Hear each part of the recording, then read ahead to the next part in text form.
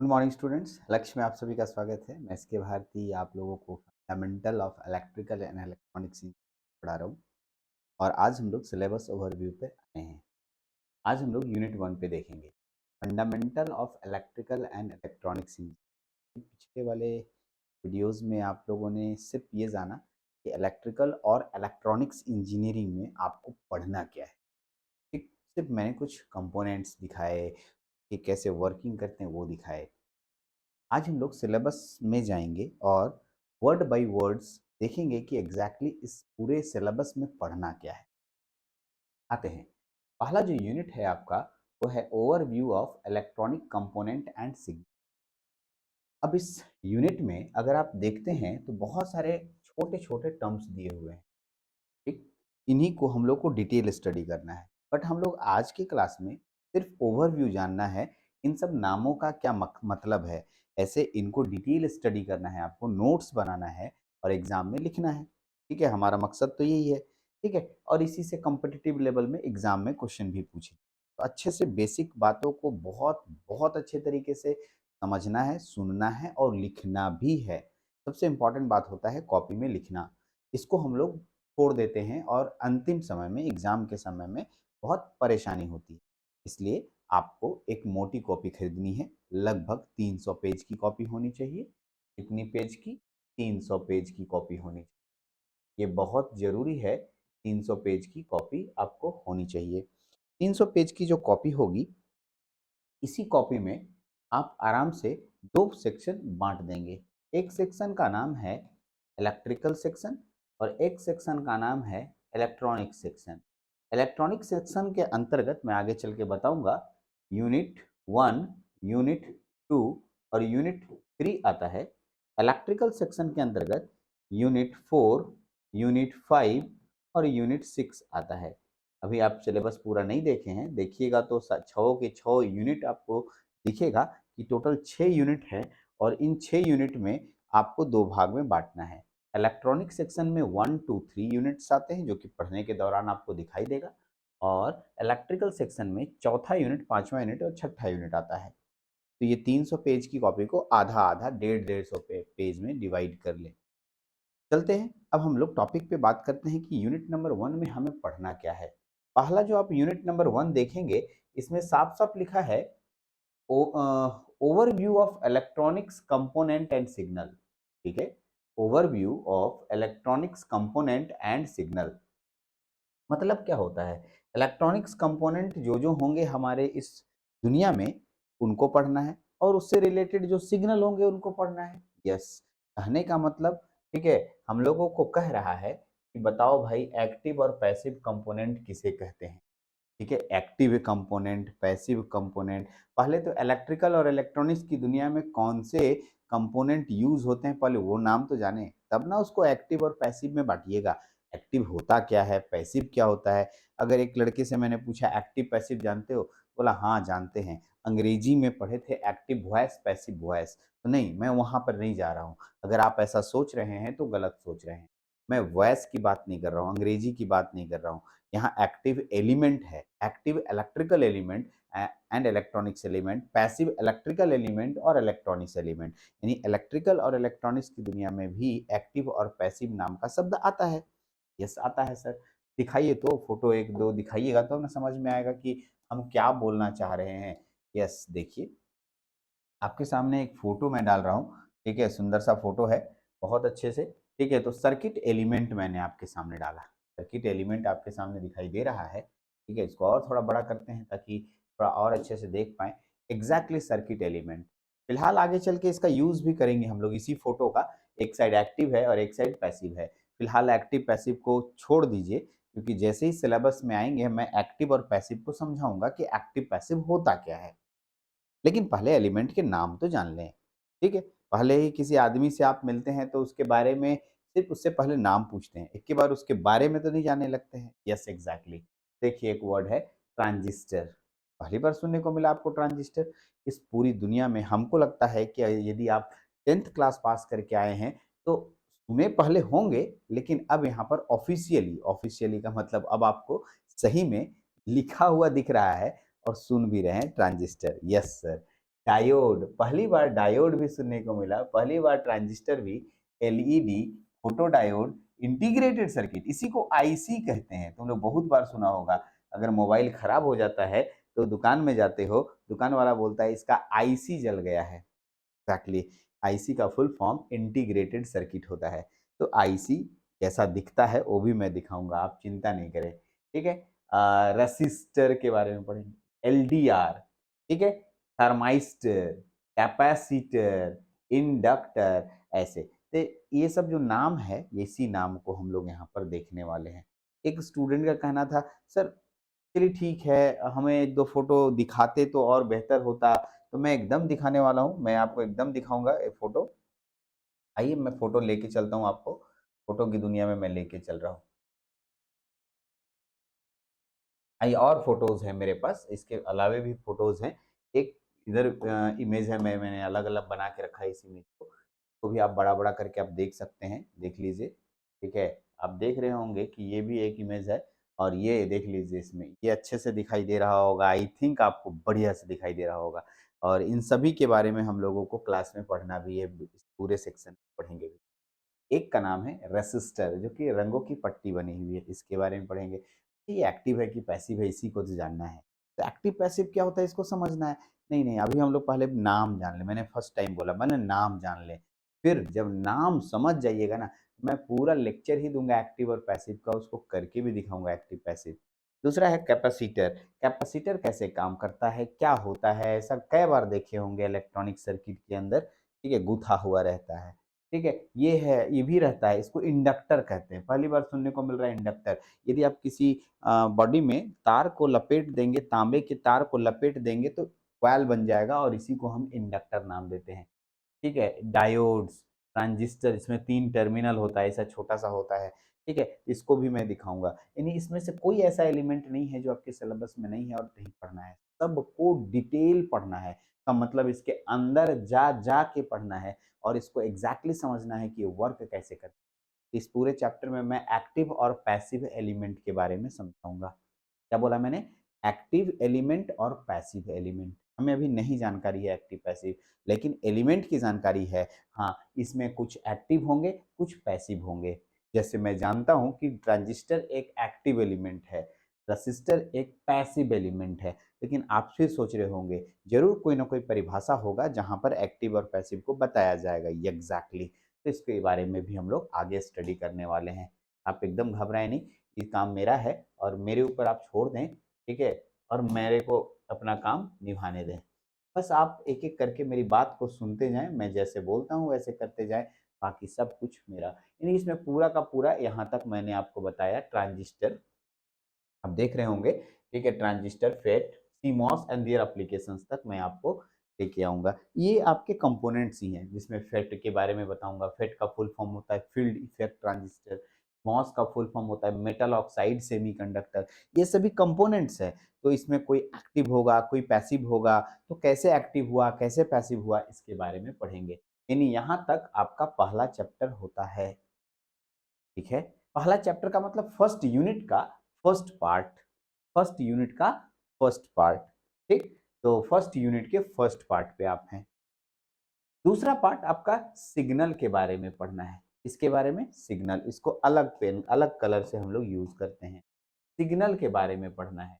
देख लीजिए, इसको दूसरे पेन से यूज करते हैं तो थोड़ा सा गाढ़ा पेन यूज करेंगे तो बेटर होगा। ठीक है, तो सिग्नल के बारे में पढ़ना है, जिसमें आपको आइडियल, नॉन सॉरी, करंट, ठीक है, वोल्टेज, ठीक है, AC and DC voltage signal के बारे में पढ़ना है, खासकर एसी और डीसी के बारे में। फिर वोल्टेज सोर्सेस आ जाएंगे। देख लीजिए, एक फोटो, एक दो फोटो है मेरे पास। सिग्नल, तो आप सिग्नल देखिएगा तो पता चलेगा कि एग्जैक्टली मैं सिग्नल किसको बोलने वाला हूँ। बहुत बार सिग्नलों को आप देखते हैं लेकिन समझते नहीं हैं। ठीक है, तो आप देख रहे होंगे मैं खासकर दो सिग्नल आपके सामने रखा हूँ। एक का नाम है अल्टरनेटिंग करंट, जिसे हम लोग, ठीक है, एसी कहते हैं, और एक का नाम है डायरेक्ट करंट, जिसे हम लोग डीसी कहते हैं। खासकर एसी और डीसी का हम लोग फोटो देखेंगे, और ऐसा इसका फोटो क्यों बनता है इसको भी समझेंगे।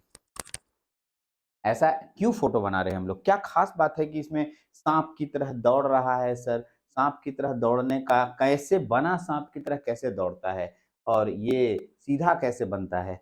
ठीक है? मैं आपको साँप की तरह कैसे दौड़ता है, मैं उसका एक झलक दिखाता हूँ कि मैं जब आप पूछिएगा कि सर एसी बनता कैसे है? पूछिएगा ना आप हमसे, तो मैं आपको झलक दिखला देता हूँ कि एग्ज़ैक्टली एसी कैसे बनता है। सबका तो नहीं है मैं अभी दिखाऊँगा क्योंकि टाइम का एक ही में सब अभी सीखना तो है नहीं, तो आइएगा तो सीखिएगा। लेकिन मैं आपको एक झलक दिखला दूँगा कि एग्ज़ैक्टली एसी कैसे जनरेट होता है। ठीक? देखिए। आइए इस पे देखते हैं। आप देख रहे होंगे एक बहुत ही सुंदर फ़ोटो चल रहा है आपके सामने, ठीक? आप गौर से देखिएगा इस फ़ोटो को तो मैं आपको अच्छे से समझाने की कोशिश करता हूँ। इधर है नॉर्थ पोल, इधर है साउथ पोल। नॉर्थ पोल और साउथ पोल के बीच में है एक कॉइल, ठीक? और ये इसमें ब्रशेस लगे हुए हैं, ठीक है? और यहाँ ब्रशेस लगे हुए हैं और ये तार जुड़ा हुआ है। ये एक प्रकार का लोड है और यहीं से हमें ये पता चल रहा है कि देखिए साइन वेव निकलता हुआ प्रतीत हो रहा है ना? एग्ज़ैक्टली साइन वेव निकलता हुआ प्रतीत हो रहा है। ठीक है? तो बहुत अच्छे से इसको ध्यान रखिएगा साइन वेव कैसे बनता है, इसको भी हम लोग आगे चल के बहुत अच्छे से स्टडी करने वाले हैं। तो मैं आपको साइन वेव कैसे बन रहा है, वो यहाँ पर मैंने लेके आया। इसलिए आप इस बात को बहुत अच्छे से ध्यान रखिएगा। आगे इन सब चीज़ों पे डिस्कशन करेंगे, एनिमेशन वीडियो के साथ हम लोग आएँगे, ठीक है? एनिमेटेड वीडियो के साथ आएँगे तो, ठीक? लेकिन अभी फ़िलहाल हम लोग खाली देख रहे हैं कि ऐसा होता है, एग्ज़ैक्टली ऐसा होता है, ऐसे कैसे काम करता है, इसको हम लोग समझ आइए, हम लोग अपने सिलेबस वाली दुनिया में आते हैं। हम लोग का जो सिलेबस का दुनिया है उस ठीक है? आइए सिलेबस वाली दुनिया पे चलते हैं। यही था हमारा, ये सिलेबस था। तो ये ओवरव्यू हम लोग कर रहे थे। तो एसी-डीसी सिग्नल और भी सिग्नल्स होते हैं, यही एक सिग्नल नहीं है। देखिए एक ये भी सिग्नल है, इसको भी आप देखिएगा तो थोड़ा समझ पाइएगा। ये एक सिग्नल है, ये है स्क्वायर वेव सिग्नल। कौन-सा सिग्नल? स्क्वायर वेव सिग्नल देख सकते हैं, स्क्वायर वेव सिग्नल है। यस सर, ये स्क्वायर वेव सिग्नल है। एक और सिग्नल है इसी के ऊपर मैं लेके आता हूँ, आप उसको भी देख लीजिए। स्क्वायर वेव सिग्नल है, तो ये आपके सामने दिखेगा। ये है ट्रायंगुलर वेव सिग्नल। कौन-सा सिग्नल? Triangular wave signal. अच्छा वो नीचे वाला से एथी हो जा रहा है, तो हटा देते हैं। आपको एग्ज़ैक्टली दोनों के दोनों क्लियर होने लगेगा।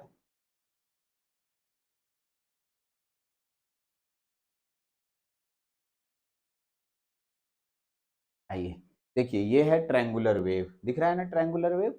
ट्रायंगल की तरह दिख रहा है इसलिए ट्रायंगुलर वेव कैसे बनता है? ये सब चैप्टर्स में एंटर करेंगे। मैं आपको सिर्फ़ वो दिखा रहा हूँ जो आपको देखना है कि हाँ सर ये वेव्स है, तो हाँ इस तरह के वेव आपको दिखाई देते हैं। ये स्क्वायर वेव है, थोड़ा-सा इसको ऐसे बड़ा करके दिखा रहे हैं तो जब दिख भी रहा होगा, दोनों को एक लाइन पे दिखा देंगे तो और अच्छे से दिखाई देगा। ये ट्रायंगुलर वेव है और ये मैं लेके आता हूँ और ये देखिए ये है आपका साइन वेव। कौन-सा वेव? Sine wave. कौन-सा वेव? देखिए, तो तीनों वेव ऐसा ही है और एसी-डीसी अभी आपने देखा था एसी-डीसी, उसको मैं इधर लेके आ जाता हूँ ताकि थोड़ा-सा छोटा-बड़ा कर दूँगा, हल्का-फुल्का तो आप देख ही चुके थे ये एसी-डीसी को बढ़िया से। तो एसी-डीसी आपके सामने हो गया। तो इस तरीके से वेव्स के बारे में माने सिग्नल के बारे में हमें पढ़ना है।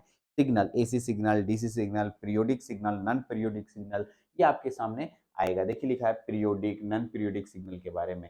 यहाँ तक जो है आपका दूसरा जो आपके पास पोर्शन आता है ये सिग्नल तक। तीसरा इसमें और एक चैप्टर को एंटर कर दिया है। 3 इसमें छोटे-छोटे चैप्टर्स डाल दिए हैं। एक यूनिट में 3 छोटे-छोटे यूनिट्स को इन लोगों ने अटैच कर दिया है। तीसरा क्या है वो पढ़ लीजिए आप एक बार देख लीजिए तीसरा को। तीसरा में अगर जाइएगा तो गौर से पढ़ रहे होंगे जहाँ पर मैंने मार्कर खत्म किया है वहाँ से तीसरा दिखाई देगा, यहाँ से। ये देखिए voltage source and current source ये बहुत इंपॉर्टेंट होता है। सर वोल्टेज सोर्स क्या होता है? ये पहली बार सुनने को मिला। तो अब आपको मैं एक फ़ोटो लेके आ रहा हूँ, इस फ़ोटो को देखिएगा तो वोल्टेज सोर्स और करंट सोर्स समझ में आ जाएगा। अगर आप देखेंगे इस फ़ोटो को तो आपको ऐसा लगेगा कि चलो हाँ, ये एक प्रकार का लोड है। लोड अब पहली बार सुनने को मिल रहा है। अरे बॉल देखे हो ना, यहाँ पर बॉल लगा दो, ठीक? यहाँ पर हम बॉल लगा दिए। चलिए सर हम बॉल लगा देते हैं आपके सामने। मैंने बॉल लगा दिया, लाइए। यहाँ पर मैं बॉल लगा देता हूँ, लो। इसी को लोड कहते हैं। अब बॉल को जलाने के लिए तुम क्या यूज़ करते हो? बैटरी यूज़ करते हो? बोले हाँ सर बैटरी यूज़ करते हैं। बॉल को जलाने के लिए बैटरी यूज़ करते हैं और बैटरी बाज़ार में मिलता है, तो आप देख रहे होंगे कि बैटरी का सिम्बॉल यहाँ दिख रहा है। हाँ सर, इसी को आज के बाद प्लस माइनस में दिखाया जाता है। तो ये बैटरी है, बैटरी में ठीक है, बैटरी दो तरह के मिलेंगे, आइडियल और प्रैक्टिकल। ठीक से सुनिए, ये जो बैटरी मिलेगा, यहाँ दो तरह का नाम पढ़ने को मिलेगा, आइडियल, पहली बार सुनने को मिला है भी फिर शब्द, और एक मिलेगा प्रैक्टिकल। सर आइडियल और प्रैक्टिकल क्या होता है, इसी को यहाँ पर समझना है। सोर्स हो गया, एक प्रकार का ऊर्जा का स्रोत हुआ जिससे बल्ब जल रहा है, जिससे कोई काम करता है, जिससे एनर्जी दिया जाता है, वो ऊर्जा का स्रोत होता है। तो यहाँ पर ऊर्जा का स्रोत दो तरीके से दिया जाता है। सुनिए, ये तो ऊर्जा का स्रोत के बारे में मैंने बात किया, तो ऊर्जा का स्रोत किसी भी इलेक्ट्रिकल की दुनिया में ऊर्जा के दो स्रोत होते हैं, एक वोल्टेज सोर्स और एक करंट सोर्स। मेरे साथ बोलिए, वोल्टेज सोर्स और करंट सोर्स। इलेक्ट्रिकल और इलेक्ट्रॉनिक्स की दुनिया में ऊर्जा के दो स्रोत है, वोल्टेज सोर्स और करंट सोर्स। चलिए, वोल्टेज सोर्स और करंट सोर्स को कैसे दिखाते हैं, वो ठीक है, मैं आपको वोल्टेज सोर्स और करंट सोर्स का फोटो मेरे पास होगा तो मैं दिखा दूंगा, फिलहाल नहीं है। ठीक है, करंट सोर्स और वोल्टेज सोर्स, मैंने एक और फोटो बनाया है, वो आपको यहाँ पर शो कर दे रहा हूँ। ठीक है, हो सकता है इससे आप बहुत हद तक समझें। ये देखिए आपके सामने मैंने वोल्टेज सोर्स ही बनाया है, ये इस तरीके से, तो इस तरीके से एनर्जी सोर्स है। करंट सोर्स अगर होता ना, तो मैं यहाँ पर बना देता हूँ एक, करंट सोर्स में क्या होता है, करंट सोर्स में क्या होता है मैं बता दे रहा हूँ, ठीक है।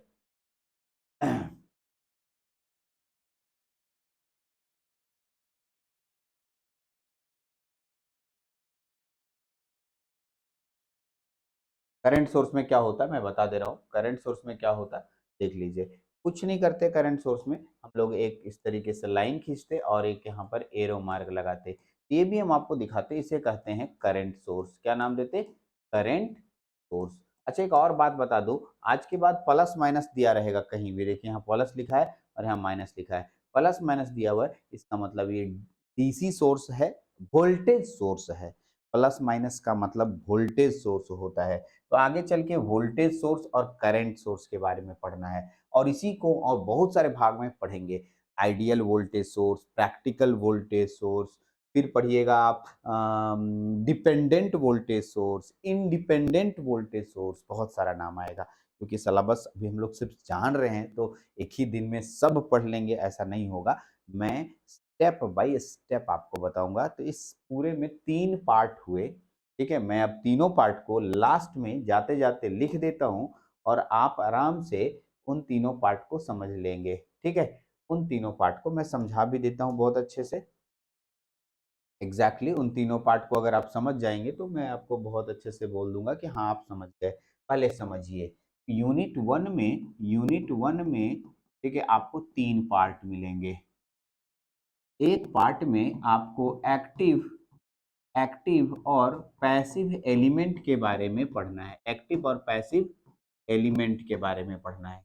यस सर, आपने बताया कि एक्टिव पैसिव एलिमेंट पढ़ना है। दूसरा जो पोर्शन है, इसमें आप सिग्नल के बारे में पढ़ेंगे, इसके बारे में सिग्नल, मुख्यतः AC signal, AC and DC signal के बारे में ज्यादातर जानना है, और ऐसे भी पीरियोडिक नॉन पीरियोडिक।